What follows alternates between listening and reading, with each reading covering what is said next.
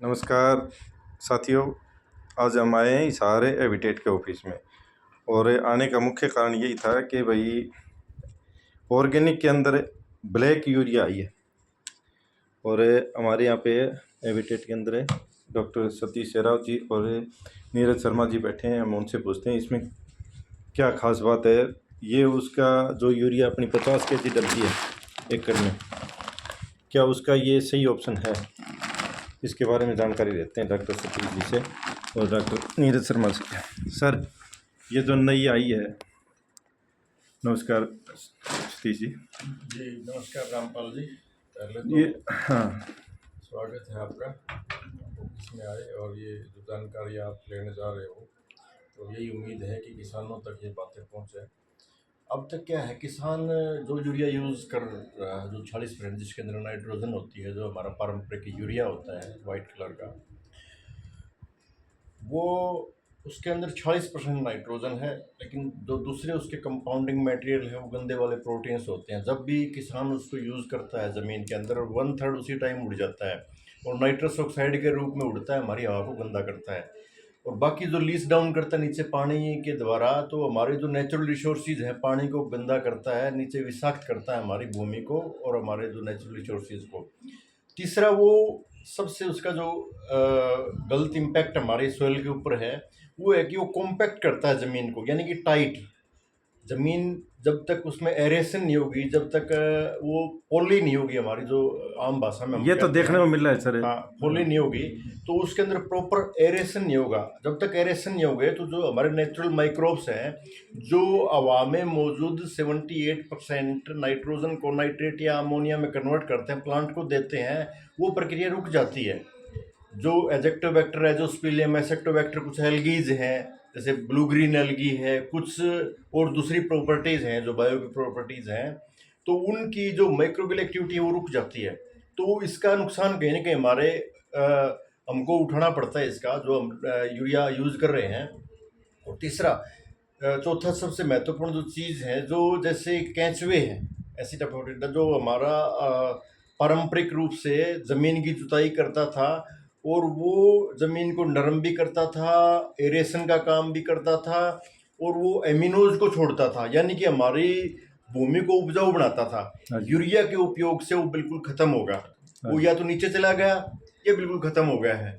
तो इसी कड़ी में हमने, जब किसानों ने देखा कि हमें कोई न कोई ऑप्शन देना है उनको, हाँ जी। अभी डीएपी का ऑप्शन डीओपी है, डीकम्पोज्ड ऑर्गेनिक फास्फोरस, उसी तरह यूरिया का ऑप्शन देना है, तो ये हम ब्लैक यूरिया के रूप में लेके आए। इसके अंदर एक्टिव चारकोल है।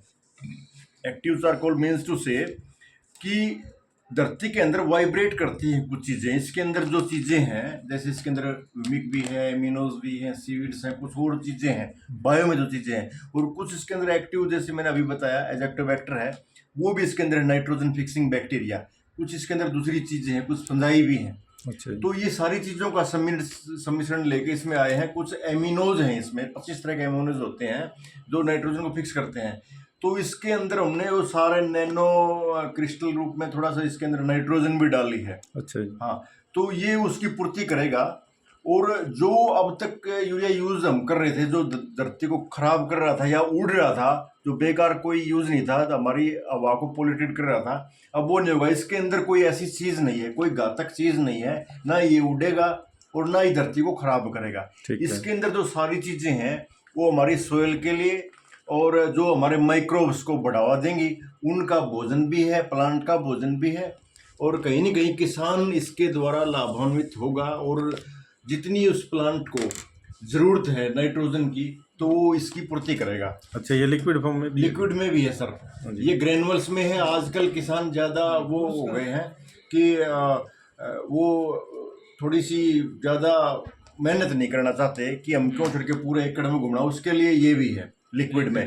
लिक्विड के में अंदर भी सारी चीज़ें हैं। ये लिक्विड इस ग्रेनुअल्स के ऊपर हम कोट करते हैं, उससे बनाते हैं, ये लिक्विड में है।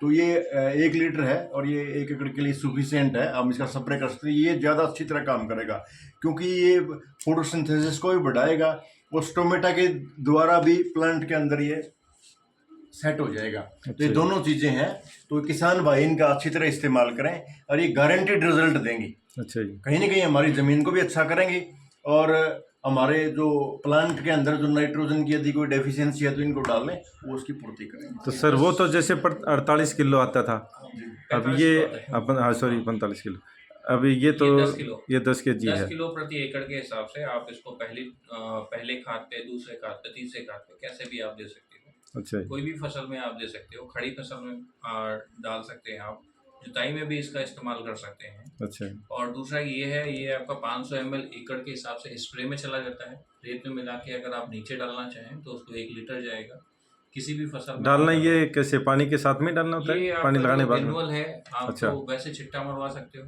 हाँ। डाल सकते हो।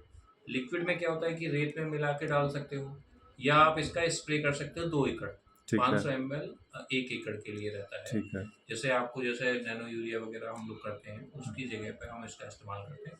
इसमें माइक्रोन्यूट्रिएंट्स रहते हैं, नाइट्रोजन फिक्सेशन बैक्टीरिया हैं, जो वायुमंडल में 78% जो नाइट्रोजन है उसको एक्सेस करके पौधे को पहुंचाते हैं। तो ठीक है। जिससे कि पौधे अपना जितना भी खाना है फोटोसिंथेसिस की क्रिया से जितना भी लेते हैं वो सारा एक्टिवेशन कर देते हैं। अब क्या रहता है कि अगर आप इसको स्मेल भी करोगे तो इसमें एकदम से ही बहुत तीखा सा झार आता है, वो नाइट्रोजन को बनाते रहते हैं। अभी आप कहीं अगर पॉलीथीन वगैरह में इसको रख देते हैं या वायुमंडल में आप देखोगे इसमें नमी आने लग जाएगी। अच्छा। नमी का मतलब क्या हुआ कि वो नाइट्रोजन को एक्सेस कर रहे हैं। हाँ, तो ये सब चीजें आप इसको हर एक फसल में आप इसका डालना, इसको पानी लगा के जैसे पहले यूरिया अपने डालते हैं। कर सकते हैं। अच्छा। इसमें कोई इशू नहीं है। अच्छा। आपका बस इतना ओस पड़ रही है ना शाम हाँ, को, नमी होनी चाहिए कहने का मतलब। नमी क्या है कि आपने शाम को डाल देना है, हाँ। सुबह जितनी नमी पड़ेगी जैसे ओस पड़ी उसमें भी ये पिघल जाएगा। अच्छा अच्छा। ऐसा कुछ नहीं है कि आपको लगाने के बाद पानी लगाओ, लेकिन लगाने के बाद पानी लगाओगे तो और ज्यादा वो रहता है क्योंकि वो रीच डाउन जाता है नीचे तक। ठीक है, ओके। और कोई आप देखिए इसको इस्तेमाल करवाएं, 1-1 एकड़ में तो आप जरूर करवाएं इसको। ठीक, ये देख लो भाई, ये है ब्लैक, इसका नाम कैसे रखा सर इसका? ब्लैक देखिए मतलब? यूरिया तो क्या होता है कि यूरिया में क्या है कि अपना वाइट आता है। हाँ जी। तो बायो में क्या है कि ब्लैक यूरिया का एक अलग ही सिस्टम रहता है। इसके ऊपर अलग से हम वीडियो बनाएंगे, ब्लैक अच्छा। की पूरी परिभाषा पूरी समझाएंगे। हाँ वही है ना सर, इसके ठीक है। अंदर ब्लैक लिखा। ये 5 मिनट पूरे नहीं होते। ठीक है। मैंने हाँ। बताया था एक्टिव चारकोल, बिल्कुल। ब्लैक चीज का एक अच्छा, अच्छा। अलग सेपरेट चीज बनाएंगे। हाँ। अभी सिर्फ इस तक हर प्रोडक्ट का हम ऐसे स्टेप बाय स्टेप बढ़ाएंगे और अच्छा। डालेंगे। अभी इसी के ऊपर ये सभी फसल के अंदर सभी, किसी भी सभी में फसल के चलेगा। अंदर। अच्छा ठीक है सर, थैंक यू, ओके। धन्यवाद।